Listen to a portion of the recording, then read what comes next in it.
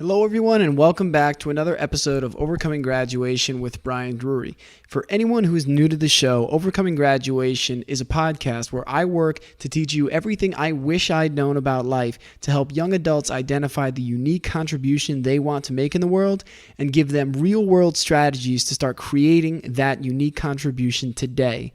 Now, I do this by interviewing amazing people who have overcome graduation in their own unique ways, as well as sharing the lessons that I'm learning and through my own journey of personal development. It's been 4 years down this road. I've learned a lot, and I feel like the more I learn, the more I continue to understand how much I just don't know. So today's message is going to be an individual episode where I share something that was very important and a big realization that came for me recently. Today's episode is called Having Trouble Celebrating? Me Too. So an interesting thing happened to me recently where I recognized that I was having trouble enjoying the successes in my life or enjoying the ride. It's something that I constantly talk about, I encourage people to do, and I work as hard as I can to find the joy in each step, in each moment. Sometimes it's more challenging than others, but in this particular instance, I had noticed a kind of long stretch where I wasn't noticing the celebrations occurring like they normally would. So how did this all come to the forefront of my mind? Well, what happened was Father's Day was coming around, and I, for the past 2 years, have been working in a job that enables me to travel all over the world. And at the beginning of the job, I was traveling so much. In 2015, I traveled 250 days out of the year. I was traveling so much that I was losing track of holidays and major events, and I'd come back and be like, oh, Memorial Day happened? I didn't even know that. Or I'd come back and, oh, I can't believe it's Flag Day, just to give some random examples. And what ended up happening was I started to become more and more desensitized to any holidays, to the point where I didn't even know Father's Day was coming until my dad left me a message saying, hey, tomorrow's Father's Day, and I think we've got to talk because it's my day. And he said it in a joking way, but I had this kind of pang of, wow, I didn't even recognize that tomorrow was the day to celebrate my dad, one of the most important people of my life. So I took some time to think on it, and something very profound came to me. Something very apparent became real very quickly, and it was this. So many of you who listen to this show and who follow along know that in 2014, my mom passed away as a result of pancreatic cancer. And during that time and through this whole journey, it's been the hardest thing I've ever endured. It's something that continues to teach me lessons every day. And even when I'm not aware of it, the emotions around losing my mom can be guiding forces and driving forces in the way I behave day to day. So I constantly have to check in with my emotions. I have to allow myself to feel them and release them.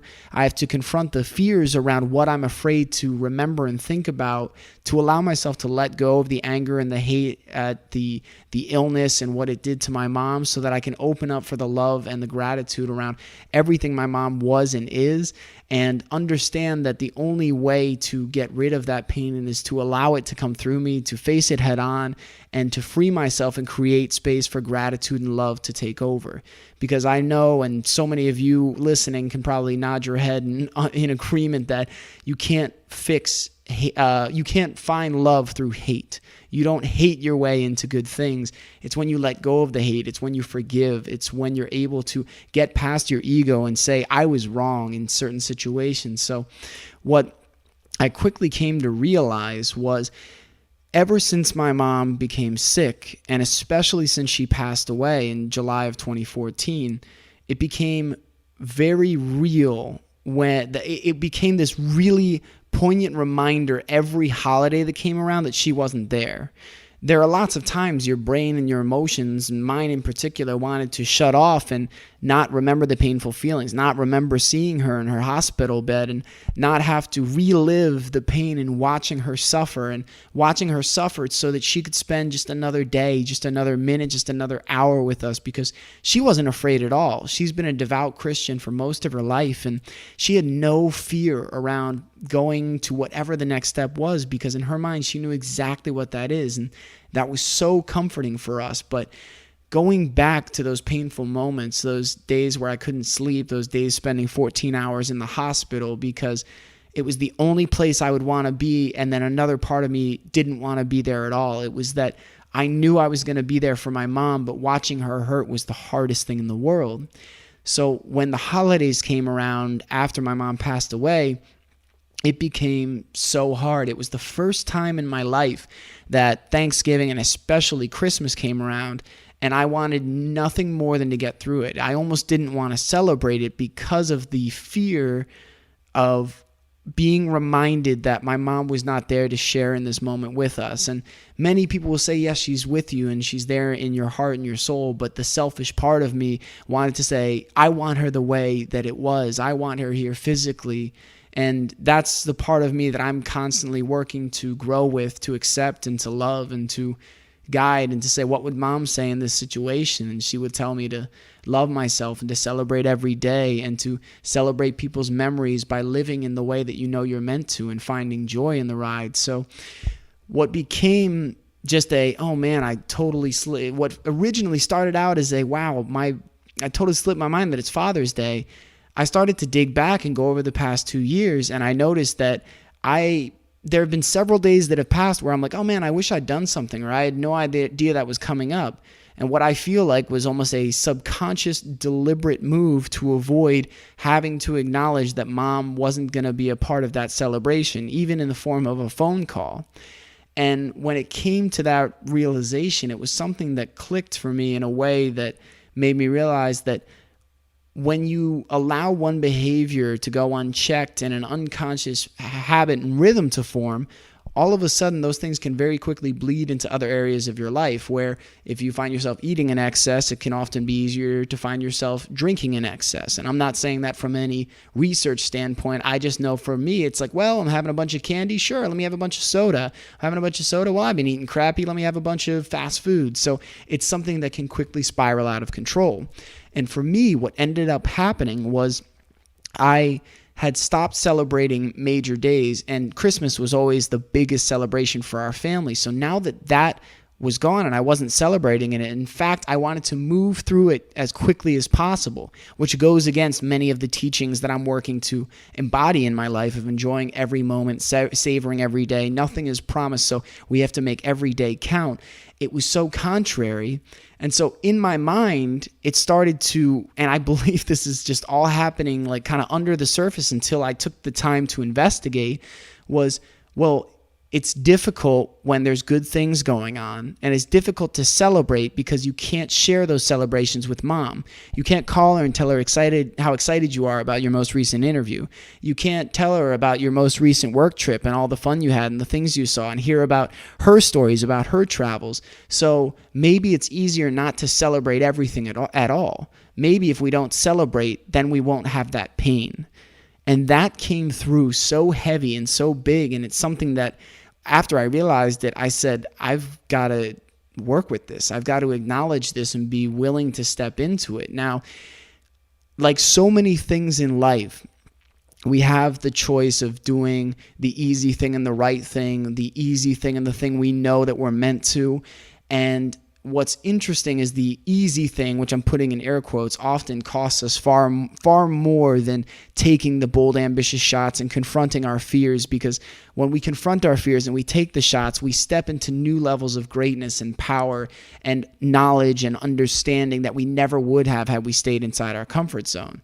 So for me, understanding this now, at least I brought the awareness to it. I'm still working through this one, and this was a message I just wanted to share because it had been under so many things for the past 2 years of my life. And I said, okay, if I haven't been celebrating and I need to reprogram my subconscious and tell myself that I am a person who celebrates and doesn't just say I'm grateful for and doesn't just say I'm celebrating, but truly feels it, that I allow myself to open up to that experience. Because what's amazing about losing someone so close and so important to you is there can be guilt around feeling good. There can be guilt around finding joy in life because there's this part of you that says, how could you be so selfish to be happy without them? They're gone. How can you feel this? What's wrong with you? That can eat at us. And that's not just for people who've lost things, but that negative voice, that clawing, degrading, disempowering voice that's looking at us and saying, who the hell do you think you are behaving and living in this way? Now, here's the thing that helps me through that. is if I thought, what would my mom say to me in this moment? What would she want me to embody, and what would she want me to share, not just with you guys, but more so with me? Because if I'm not taking care of me, I can't share messages with all of you. So she would say, Brian, my biggest dream in life, and this was something she told me, my biggest dream in life was to be the mom of 2 beautiful boys. And anybody who knows my mom is not surprised at all to hear that, because when I started to get into personal development, I started asking everyone I could, people on flights, people at restaurants, what was their dream? What was the thing that excited them? What engaged their passion? And I asked my mom, and she said, I wanted to be a mom. And I said, no, yeah, like I get that, but like, what business did you want to create, or what did you want to travel, or what did you want to write? And she goes, no, Brian, like what I really wanted to do was be a mom. One of the things that fulfilled her more than anything in the world was caring for those around her and providing and cooking and keeping a house that was clean and organized, and that whenever we came home, it felt safe, and she'd bake cookies and all those things.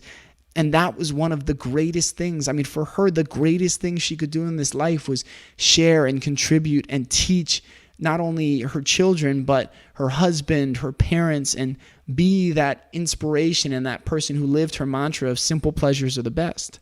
So she would tell me, Brian, I am gone, but she would say to me, I'm in a place better than we can even imagine or understand. So don't feel bad for me, because you should be celebrating. She would say, I know I'm not there the way you want, but I want you to live the best life you can, because you have a big message, you have a big purpose, and you're here to do big things, and you can do whatever you set your mind to.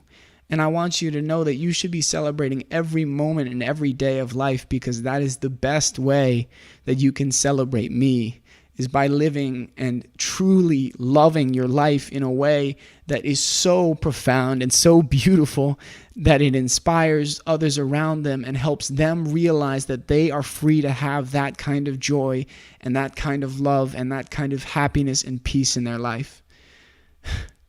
So that's, in a way, that's my mom speaking through me. And I don't mean in a channeling kind of sense. I just mean, I know those are the words she said to me in my past. I know those are the words the words and the messages she conveyed to me in the hospital, and those were the words that she shared with me my whole life growing up.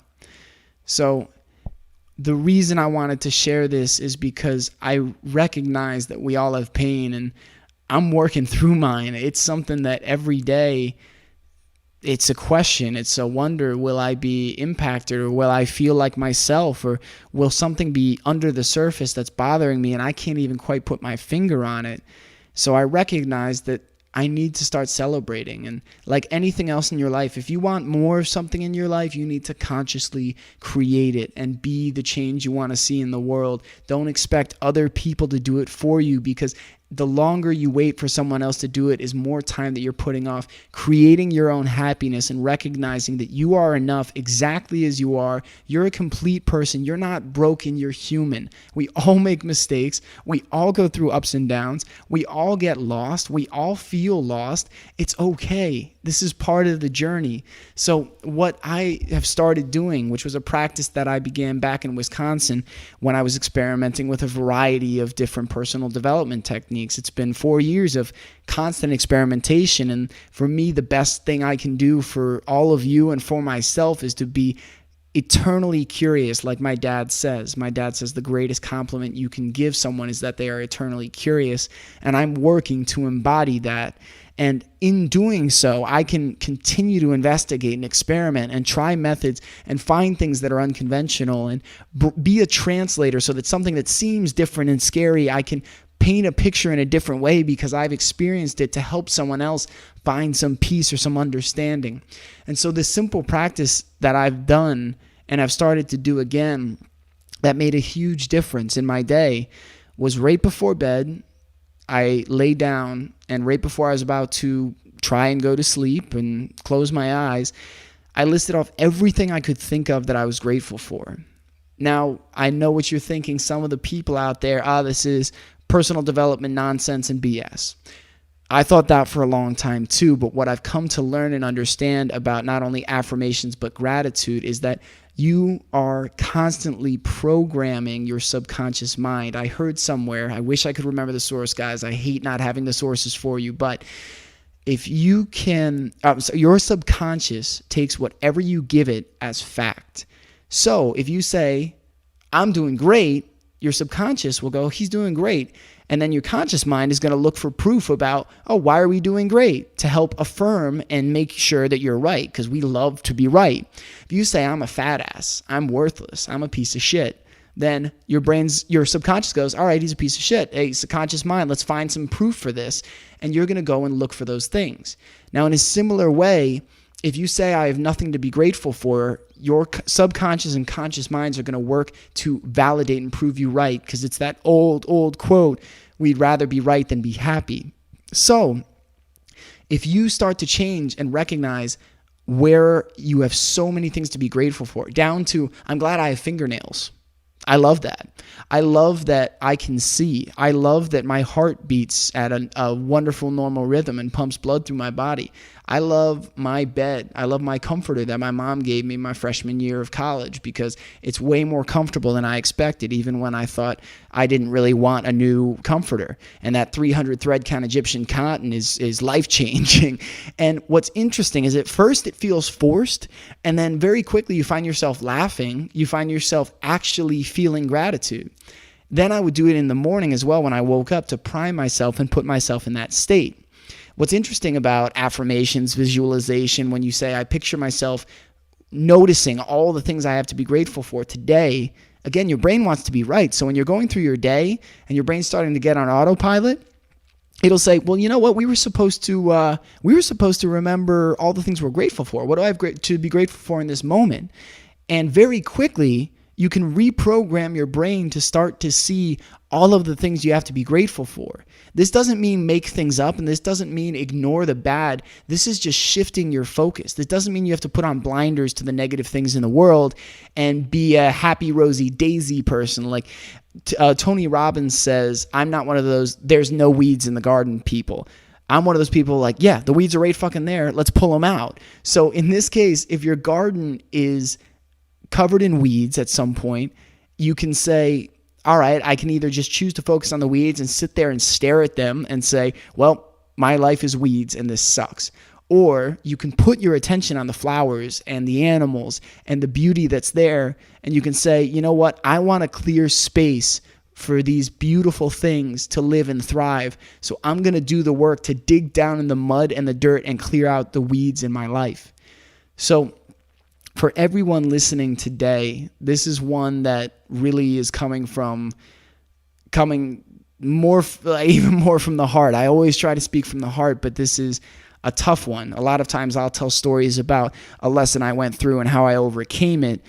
This one I'm still in, but the gratitude practice is helping, and I'm slowly recognizing all the amazing blessings in my life and really starting to feel it again, which for a long time, because of my health issues, because of lack of sleep, because of the ups and downs, because of the surgery, it was very hard to put myself in an optimal state. But now that I'm almost completely healed, I'm taking control back, and I'm recognizing the beauty I have, that I have an amazing girlfriend in my life who is absolutely wonderful and has just been so incredible in the very short time we've been dating, that I have a truly abundant life. And when I take the time to sit down and reflect and embrace that, it just becomes so glaringly obvious how amazing the life is that I have, that I have incredible friends all over the world. And even though I don't get to see them, when I think back on our memories together and everything we've shared, I can't help but feel joy. And when I think about even the little things throughout the day, that I like my new shoes, that even in the background, Donna, you can hear the character on my show, the train that goes by, Donna. She's something I'm thankful for, because ever since that first episode where I named her and brought her in as a part of the show, it makes me smile when she goes by. Sure, I might say, okay, Donna, it's a little late when it's 2 a.m, but I am grateful for that, because all of these things that are around me right now, and all these things I'm in and these experiences I'm having, are a result of the work that I put in. and some deliberate choices and some what my mom calls God incidences. She says that there is no coincidence, it's God in everything. So if something seems like a coincidence, it's a God incidence. So all of these God incidences, my deliberate choices, my unconscious habits and rhythms, my work to change and restructure the rhythms that have governed my life and let go of my old identity, that's all brought me here. And I can either choose to say, all right, Brian, you've got so much more work to do, and just leave it at that. Or I can say, you know what, Brian, there's always work to do, but you should be really grateful for everything that you've done to become the person you are today and to let go of the old stories that were limiting you. So this episode is something that I hope is beneficial for all of you out there. This is something that I find that when I speak directly from my heart and I work to just share whatever is the most real thing for me at the moment, that it tends to be the thing that resonates the most with everyone out there because it's as genuine as I can make it. So I hope this was beneficial for you today. I hope this is something that helps you recognize that it's not wrong to celebrate, and the people that are gone in our lives or the people that we've lost in our minds, that are no longer there, that we've lost in a physical sense, they want us to live and celebrate. They want us to celebrate the life that they helped create for us. They want us to really just fucking thrive. I mean, just live it up in a way that is so beautiful and so bright that other people around you are inspired and captivated by how you're living, so much so that they say, I want to feel that. I want to share that. I want to touch people in this way. So you have that capacity in the same way I do. So ask yourself today, where are you holding back from celebrating, from guilt, from doubt, from fear? It's not egotistical or cocky to celebrate and say, I'm truly proud. Find people around you that will let you not only do that, but will say, you're damn right you should be proud because you've worked hard and you deserve this. And I'm so grateful to all the wonderful people in my life and to my dad because it was hard to celebrate Father's Day, and I didn't even know why at the time. I want to say Happy Father's Day again. And I know we talked on Father's Day, but you're the best dad in the world, and the way that you continue to live and push through the challenges and experience and create and bring your music and your creativity and your light to the world in spite of losing the most wonderful, amazing person in your life inspires me every day. And I can't thank God enough that I was so fortunate to not just have the best mom in the world, but the best dad in the world, because the two of you together, it's just a powerhouse combination. And I've learned so many different traits from both of you, and I still learn from both of you every day. So I can't thank you enough, Dad. I love you with all my heart. For everybody listening, I'm not ending today's show with a promo or with a follow-up. I'll just say I love you guys too. And I'll finish this out with that. I love you so much, and happy belated Father's Day.